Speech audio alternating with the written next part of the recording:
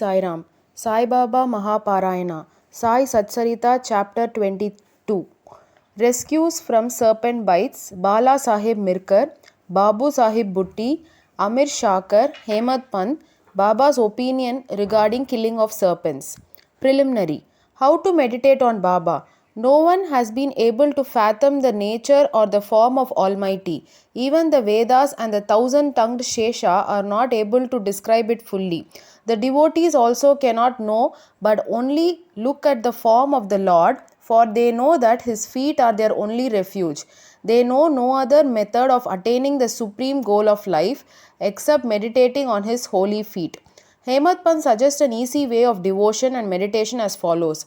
As the dark fortnight of every month wears out gradually, the moonlight also wanes in the same degree, and on the new moon day, we do not see the moon at all. Therefore, when the bright fortnight begins, people are very anxious to see the moon. On the first day, the moon is not seen, and on the second day, she emerges as a thin crescent.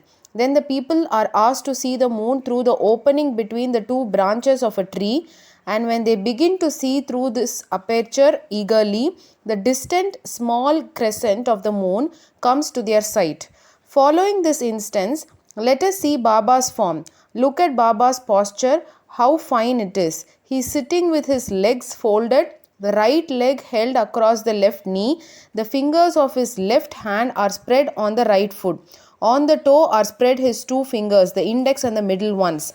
By this posture, Baba seems to say, if you want to see my true form, be egoless and most humble and meditate on my toe through the opening between the index and the middle finger, and then you will be able to see my light. Now let us turn to Baba's life. Shirdi had become a place of pilgrimage on account of Baba's stay there. People from all quarters began to flock there, and both the rich and the poor began to be benefited in more than one. Who can describe Baba's boundless love and his wonderful knowledge and his all-pervasiveness? Blessed is he who could experience these. Sometimes Baba observed long silence, which was in a way his dissertation on Brahma. At other times he was pure consciousness, bliss incarnate, surrounded by his devotees. And sometimes he spoke in parables, and at other times indulged in wit and humor. At times he was quite calm, and at times he seemed enraged. Sometimes he gave his teachings in a nutshell, at other times he argued at length. Many a time he was very direct. In this way, he gave varied instructions to many according to their requirements. His life was therefore inscrutable beyond the ken of our mind, intellect and speech. Our longing to see his face, to talk with him and hear his leelas was never satisfied. Still, we were overflowing with joy. We can gauge the showers of rain, capture the wind in a leather bag, but who can measure his leelas? Now we deal here with one aspect of them. That is how he anticipated or forestalled the calamities of his devotees and warned them in time. Bala Sahib Mirkar. Bala Sahib Mirkar, the son of Sardar Kaka Sahib Mirkar, was Mamlatar of Kopargaon. He was going on tour to Chitli. On the way, he came to Shirdi to see Sai Baba. When he went to the masjid and prostrated himself before Baba, the usual conversation regarding health and other matters commenced. When Baba sounded a note of warning, "Do you know our Dwaraka Mai?" As Bala Sahib did not understand, he kept quiet. Baba continued, "This is our Dwaraka Mai, where you are sitting. She wards off all dangers and anxieties of the children who sit in her lap. This Masjid Mai, its presiding deity, is very merciful. She is the merciful mother of the simple devotees whom she will save in calamities. Once a person sits in her lap, all his troubles are over. He who rests in her shade gets bliss." Then Baba gave him Udi and placed his hand on his head. When Bala Sahib was about to depart, he again said, "Do you know the Lamba Baba, the long gentleman, that is the serpent?" And then closing the left fist, he brought it under the right elbow and moving his left arm like the hood of a serpent said, "He is so terrible, but what can he do to the children of this Dwaraka Mai? When the Dwaraka Mai, the presiding deity, protects, what can the serpent do?" All who were present there were curious to know the meaning of all this and its reference to the Mirkars, but none had the courage to ask Baba about this. Then Bala Sahib saluted Baba and left the masjid with Shama. Baba called Shyama back and asked him to accompany Bala Sahib and enjoy the Chitli trip. Shyama came to Bala Sahib, told him that he could go with him according to Baba's wish. Bala Sahib replied that he need not come as it would be inconvenient. Shyama returned to Baba and told him what Bala Sahib said to him. Baba said, "All right, do not go. We should mean well and do well. Whatever is destined to happen will happen." In the meanwhile, Bala Sahib thought it over again what Baba had said, and calling Shyama asked him to accompany him. Then Shyama went again to Baba and after taking his leave started with Bala Sahib in the Tonga. They reached Chitli at 9 p.m. and encamped in the Maruti temple. The office people had not come, so they sat in the temple talking and chit-chatting. Bala Sahib was sitting on a mat reading a newspaper. His upparni, that is upper dhotar, was spread across his waist, and on it a snake was sitting unnoticed. It began to move with a hissing sound, which was heard by the peon. He brought a lantern, saw the snake, and raised an alarm. Serpent, serpent. Bala Sahib was frightened and began to quiver. Shyama was also stunned. Then he and others moved quietly and took sticks and clubs in their hands.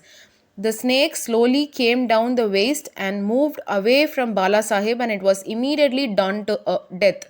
Thus, this calamity, which was prophesied by Baba, was averted, and Bala Sahib's devotion in Baba was confirmed. Babu Sahib Bhutti. A great astrologer named Nana Sahib Dengle told Babu Sahib Bhutti, who was then in Shiradi, that today is an inauspicious day for you, there is danger to your life. This made Babu Sahib restless. When they, as usual, came to the masjid, Baba said to Babu Sahib, "What does this Nana say? He foretells death for you? Well, you need not be afraid. Tell him, let us see how death kills."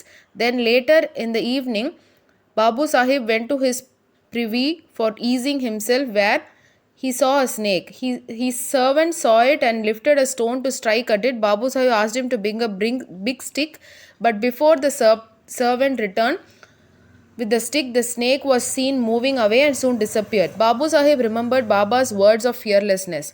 Amir Shakar. Amir Shakar was a native of the village Korle in Kopargaon Taluka. He belonged to the butcher caste. He worked as a commission agent in Bandra, Mumbai, and was well known there. He once suffered from rheumatism, which gave him much pain. He then remembered Allah God, left his business, and went to Shirdi and prayed to Baba to relieve him from his malady. Baba then stationed him in the Chavadi. The Chavadi was then a damp, unhealthy place, unfit for such a patient. Any other place in the village or Korle itself would have been better for Amir, but Baba's word was command, the chief medicine. So Baba did not allow him to come to the masjid, but fixed him in the Chavadi. Every morning and evening, every alternate day, Baba went to Chavadi in procession and slept there. So Amir got Baba's contact very often. Amir stayed there for full 9 months, and then he got a disgust for the place. So one night he stealthily left the place and came to Kopargaon and stayed in a dharmashala. There he saw an old dying fakir who asked him for water. Amir brought it and gave it to him. As soon as he drank it, he passed away. Now Amir was in a fix. He thought that if he went and informed the authorities, he would be held responsible for the death, as he was the first and sole informant and knew something about it. So he repented for his action, that is leaving Shiradi without Baba's permission, and prayed to Baba. He then determined to return to Shiradi, and the same night he retreated, remembering and muttering Baba's name all the way, and reached Shiradi before daybreak and became free from anxiety. Then he lived in the Chavdi in perfect accordance with Baba's wishes and orders and got himself cured. One night it so happened that Baba cried at midnight, "Oh Abdul, some devilish creature is dashing against the side of my bed." Abdul came with a lantern, examined Baba's bed but found nothing. Baba asked to examine it properly and strike the ground with his satka. Seeing the leela of Baba, Amir thought that Baba might have suspected some serpent there. Amir could know by close contact with Baba the meaning of his words and actions. Baba then saw near Amir's cushion something moving. He asked Abdul to bring in the light, and when it was brought, he saw the serpent coiled up there, moving its head up and down. Thereupon the serpent was immediately beaten to death. Thus Baba gave timely warning and saved Amir's life. Hemad Pant, Scorpion and Serpent.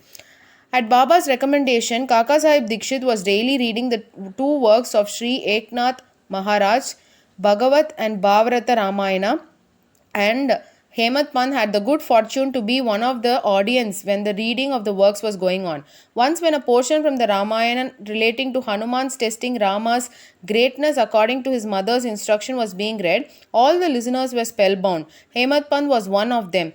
A big scorpion, none knew from where it came from, jumped and sat on the right shoulder of Hemant Pant on his upper dhotar.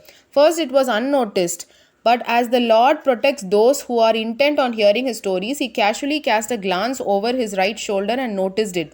It was dead silent, not a bit moving here or there. It seemed as if it also enjoyed the reading. Then, by Lord's grace, Hemant Pant, without disturbing the audience, took the ends of his dhotar, folded them and brought them together, enclosing the scorpion within. Then he went out and threw it in the garden. Second, on another occasion, some persons were sitting in the upper floor of Kaka Sahib Dikshit's Vada just before nightfall when a serpent crept through a hole in the window frame and sat coiled up. A light was brought, though it was first dazzled, yet it sat still and moved its head up and down. Then many persons rushed there with sticks and cudgels, but as it sat in an awkward place, no blow could be dealt. But hearing the noises of men, the serpent went out hastily through the same hole. Then all the persons present there felt relieved. Baba's opinion. One devotee named Muktaram then said it was good that the poor creature escaped. Hemant Pant challenged him, saying that serpent should be better killed. There was a hot discussion between them, the former contending that the serpents and such creatures should not be killed, the latter said that they should be. As night came on, the discussion came to an end without any decision being arrived at. Next day, the question was being referred to Baba, who gave his settled opinion as follows. God lives in all beings and creatures, whether they be serpents or scorpions. He is the great wire puller of the world, and all the beings, serpents, scorpions, etc., should obey his command. Unless he wills it, nobody can do any harm to others. The world is all dependent on him and no one is independent. So we should take pity and love on all creatures, leave off killings and be patient. The Lord God is the protector of all. Bow to Sri Sai, peace be to all. Om Sri Sai Ram.